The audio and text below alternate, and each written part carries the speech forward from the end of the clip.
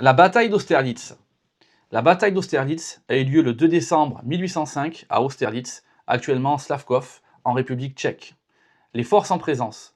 La Grande Armée était composée d'environ 73 000 hommes sous le commandement de l'empereur Napoléon Ier.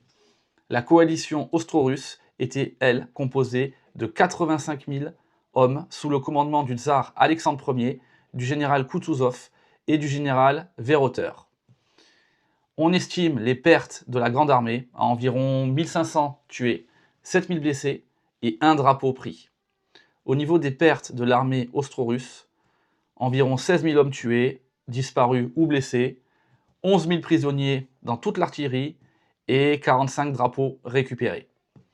La bataille d'Austerlitz, surnommée la bataille des Trois Empereurs, voit la Grande Armée affronter les forces de l'empereur François II du Saint-Empire, François Ier d'Autriche, et celle du tsar Alexandre Ier, un an jour pour jour après le sacre de Napoléon à Notre-Dame.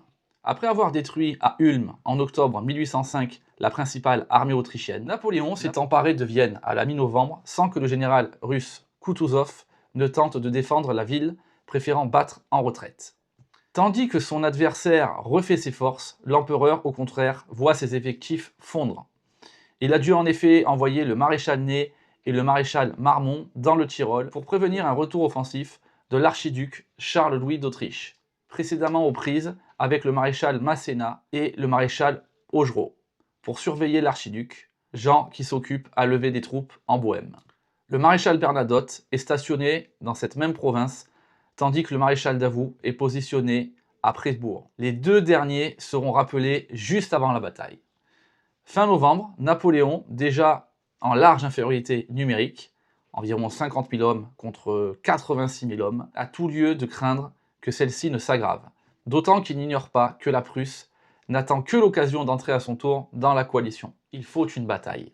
L'empereur va donc tout faire pour exagérer encore sa faiblesse aux yeux des Austro-Russes et les amener à lui offrir prématurément l'engagement décisif dont il a besoin.